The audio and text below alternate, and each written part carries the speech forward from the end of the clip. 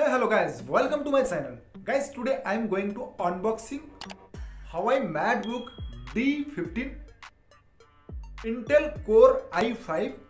8GB RAM and 512GB SSD. हजुर, आज मैले यो Huawei को यो Matebook 15 ल्यापटप ल्याएको छु र आज म तपाईहरु सामु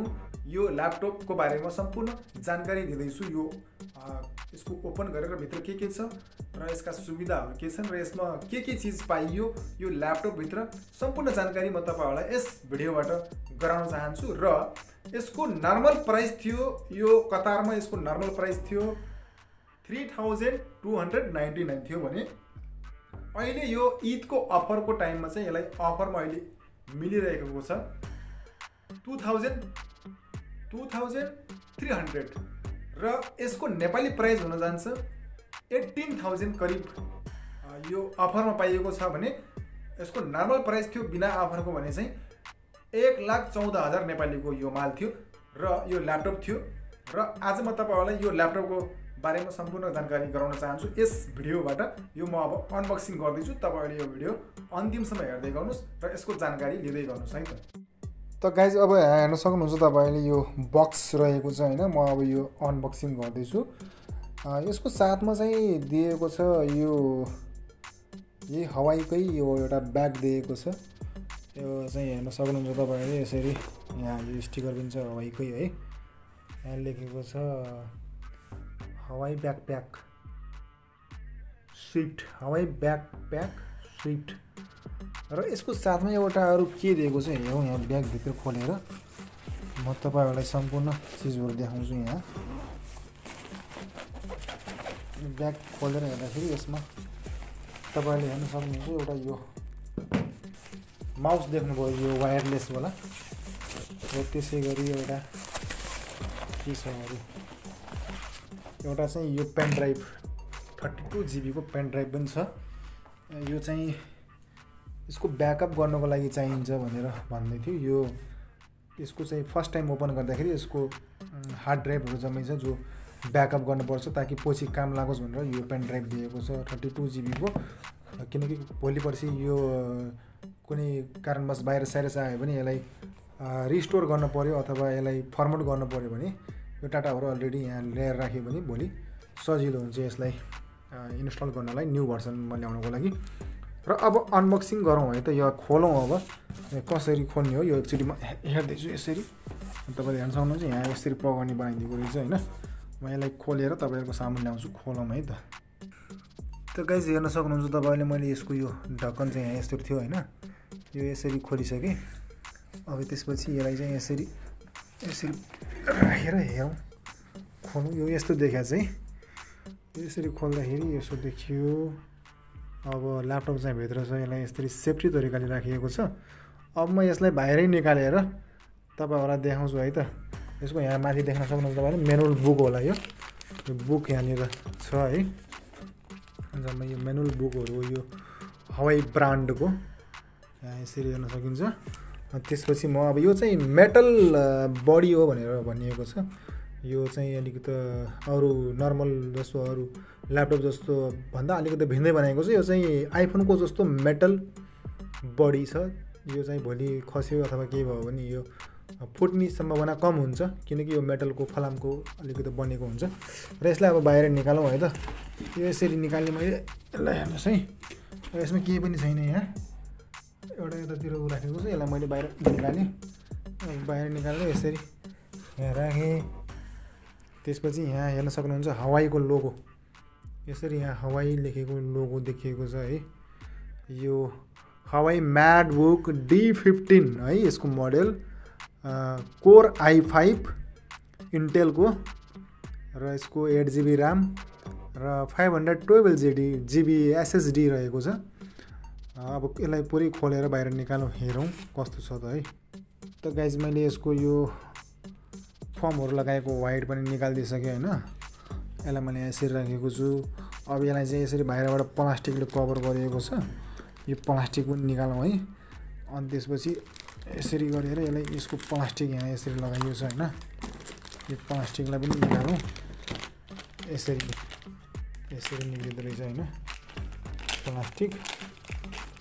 त्यसपछि ल्यापटप यहाँ भित्र छ यसलाई यसरी गरौँ यसो गऱ्यो भने चाहिँ यो अब यसरी निकाल्न मिल्छ प्लास्टिकबाट बाहिर निकाल्दा यस्तो देखियो है यो चाहिँ ग्रे कलरको व्हाइट पनि हैन उ पनि हैन ग्रे कलरको एकदमै राम्रो देखिएको छ हेर्न सक्नुहुन्छ तपाईले स्लिम बडी वन पीस एकदमै राम्रो लुक्स देखिएको छ यसलाई म यसरी फोल्ड गर्छु अब है यहाँनिर यो किबोर्डहरुलाई राख्ने यो पनि त्यहाँ रहेछ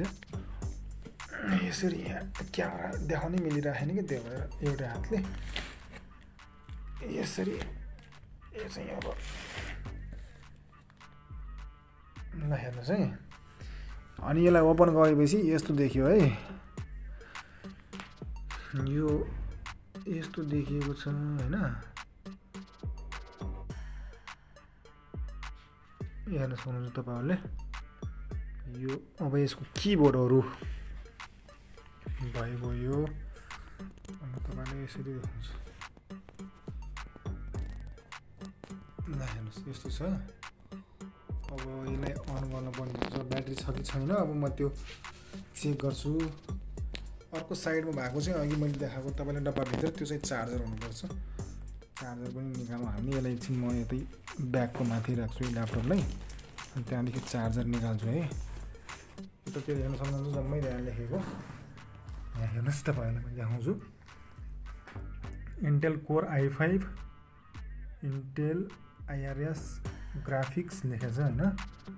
अनि हवाई शेयर लेखेको छ त्यहाँ त्यसपछि यसको स्विच अन गर्ने बटन चाहिँ यता छ त गाइजहरु यो चाहिँ रहेको छ यसको चार्जर है चार्जर देखाउँछु मैले तपाईहरुलाई यो यसरी राखेको रहेछ सेफ्टी तरिकाले यो चाहिँ हेर्न सक्नुहुन्छ तपाईले यसको यो टाइप सी चार्जर हो यो मोबाइलको जस्तो देखिएको छ तर यो चाहिँ चार्जर एकदमै राम्रो देखिएको छ यहाँ केबल छ है यहाँ यो टाइप सी चार्जर चाहिँ अलि राम्रै हुन्छ अहिले नयाँ अपडेट नयाँ मोडलहरुमा आइरहेको छ यो अलि फास्ट चार्जर हुन्छ पुरानो मोडलहरुकोमा अलिकति पुरानो पहिलाको त्यो टिभीहरुमा त्यसमा राख्ने चाहिँ खालको हुन्थ्यो पनि यो चाहिँ टाइप सी मा यसरी छ यो मैले खोलेर देखाउँछु है तपाईहरुले यो चार्जर यस्तो रहेको छ है हेर्न सक्नुहुन्छ तपाईहरुले मोबाइलको जस्तो चार्जर छ तर यो टाइप सी को हो यो एप्पल को आइपोडहरुमा त्यस्तैमा दिएको छ यो पनि त्यही मोडलले बनाइएको छ एकदमै राम्रो देखिएको छ चार्जर पनि टाइप सी चार्जर हो यो अनि मोबाइलको चाहिँ टाइपको यो बनाइएको छ सायद मोबाइलमा पनि यो चार्ज गर्न मिल्छ होला एकदमै राम्रो छ यहाँ देख्न सक्नुहुन्छ तपाईहरुले चार्जर यो रह्यो अब म चाहिँ ल्यापटप अन गरेर तपाईहरुलाई देखाउँछु है त ल्यापटप त्यहाँ छ माउस है यो यसको माउस पनि खोलियो है यो माउस वायरलेस माउस यो यहाँ यसरी राखिएको छ तपाईहरुलाई देखाएँ मैले त्यो भित्र अनि त्यसपछि त्यहाँ अब यसको भित्र चाहिँ के छ त्यो हेरौँ है यसको भित्र साइडमा यसरी ब्याट्री राखिएको छ है ब्याट्री निकालौँ कतिवटा एउटा मात्र ब्याट्री लगाइन्छ त्यसपछि वायरलेसको सेटहरु हुन्छ होला भित्र त्यो पनि म हेर्छु तपाईहरुलाई देखाउँछु है त यो चाहिँ यसको मेनु बुकहरु रहेछ बुक हेर्नको लागि यसरी छ यसलाई मैले यही राखिदिएँ अब ल्यापटप खोलौँ है त गाइज अब ल्यापटप अन गरौँ है त गाइज यो हवाईको लोगो तपाई देख्न सक्नुभयो यो चार्जरमा राखेपछि यो अन हुँदैछ अब मैले यो अब यसको सायद चार्जर थिएन पहिला त्यसकारण यो ओपन भएको थिएन अब चाहिँ तपाईहरुले देख्न सक्नुहुन्छ यहाँ ओपन हुँदैछ जस्ट अ मोमेन्ट लेखेको छ एकछिनमा यो अन हुन्छ अब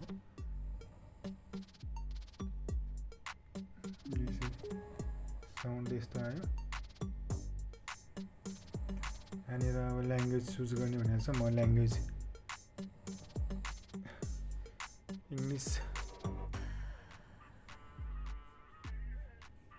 इङ्ग्लिस युनाइटेड स्टेट ना म त्यसैलाई नै ओके गर्छु ल्याङ्ग्वेजमा त्यसपछि युनाइटेड किङडम मलाई चाहिँ चाहिएको युनाइटेड किङडम हो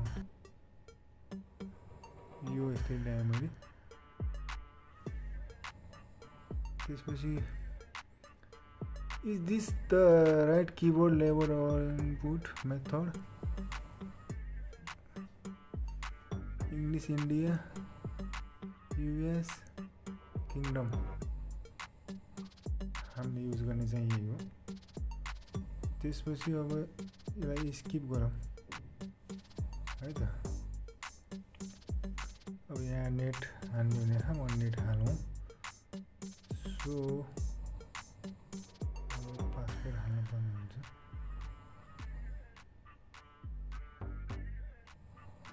पासवर्ड हाल्छु म है अब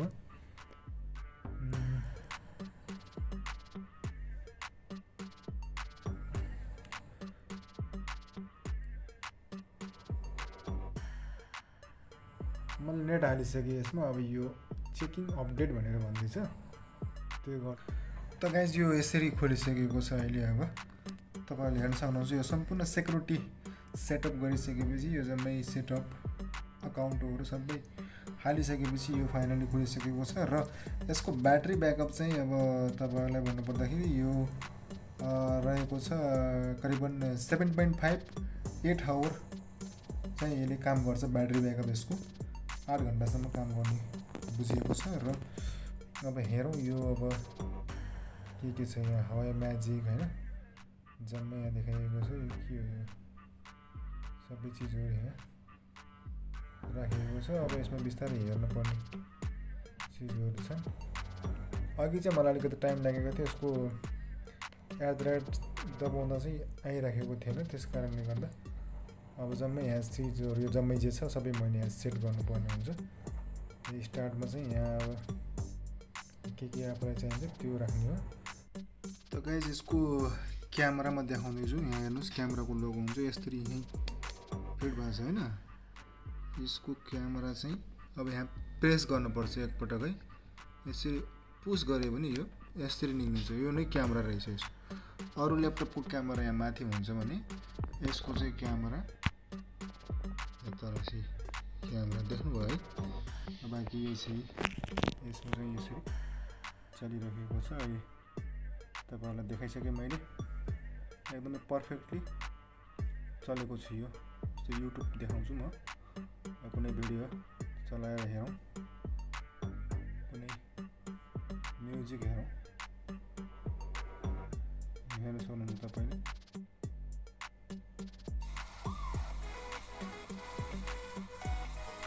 यस्तो टाइपको छ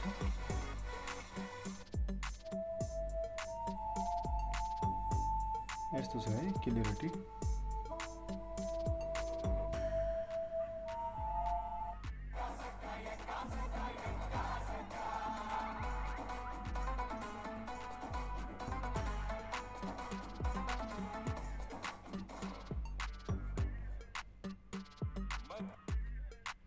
यस्तो छ है त यसको क्यामेरा पनि तपाईले देख्न सक्नुभयो यो क्यामेरा अन गर्दाखेरि चाहिँ अब क्यामेरा अन गरेर देखाउँ है त क्यामेरा टाइप गरौँ न क्यामेरा यहाँनिर देखिहाल्नु यस्तो छ है क्यामेरा यस्तो टाइपको छ है त यही हो जस्तो यहाँ मलाई एउटा रिकभर भनेर बनाएको थियो होइन यो चाहिँ गर्नुपर्ने छ अरे यो करिबन आधा घण्टा फर्स्ट टाइम चाहिँ गर्नुपर्छ भन्दै थियो त्यसको अब यो चाहिँ गरेपछि पेन ड्राइभ राम्रो हुन्छ भनेर भन्दै थियो पेन ड्राइभमा राख्नुपर्छ यो भोलि फर्मेट भयो केही भयो भने चाहिँ यसले काम गर्छ म एकछिन यो राखिदिन्छु है त गाइस यो पेन ड्राइभ रहेको छ यो चाहिँ ब्याकअप गर्नुपर्छ अरे फर्स्ट टाइम हैन त्यसकारणले मैले यो पेन ड्राइभ हालेर यो यसको हार्ड ड्राइभहरु राख्नुपर्छ भोलि फर्मेट गर्दा चाहिँ यो पेन ड्राइभले काम गर्नुपर्छ तपाईहरुलाई इन्टरनेटबाट डाउनलोड गर्न पर्दैन सो म अब यहाँनिर पेन ड्राइभ हाल्दै छु है त मैले साइडमा पेन ड्राइभ हालिसकेँ अब यस गरिदिन्छु मैले यहाँ यस गर्नेबित्तिकै यहाँ ब्याकअप भनेर चाहिँ यहाँनिर मैले अब नेक्स्ट गरिदिन्छु यसरी त्यसपछि यो चाहिँ 30 मिनेट समथिङ लाग्छ अरे यसमा ब्याकअप भयो है यो ब्याकअप हुँदैछ त गाइज यही हो आजको यो भिडियो मैले तपाईहरुलाई यसको अनबक्सिङ गरेर देखाएँ है यो Huawei Matebook D15 को मलाई पनि खासै राम्रोसँग त चलाउन आउँदैन तर मैले चाहिँ यो यसमा भएको सबै चीजहरु तपाईहरुलाई देखाएँ यो माउस जम्मै छ यहाँनिर माउस सबै चीजहरु देखाएँ मैले यहाँ अब यो एक्टिभ पनि भइसकेको रहेछ माउस यसरी यो माउस पनि भएछ कनेक्टिङ हुँदैछ माउस पनि त आजको भिडियो यही थियो गाइस अब हजुरहरुलाई कस्तो लाग्छ कमेन्टमा सुझाव दिँदै गर्नु होला भन्दै आजको यस भिडियोदेखि म बिदा हुन चाहन्छु यसको स्क्रिन भिडियो टेस्ट अडियो टेस्टहरु चाहिँ गर्न पाएन त्यो चाहिँ नेक्स्ट टाइम म ल्याउने छु भन्दै आजको यस भिडियोबाट म बिदा हुन्छु हस्त नमस्ते शुभ दिन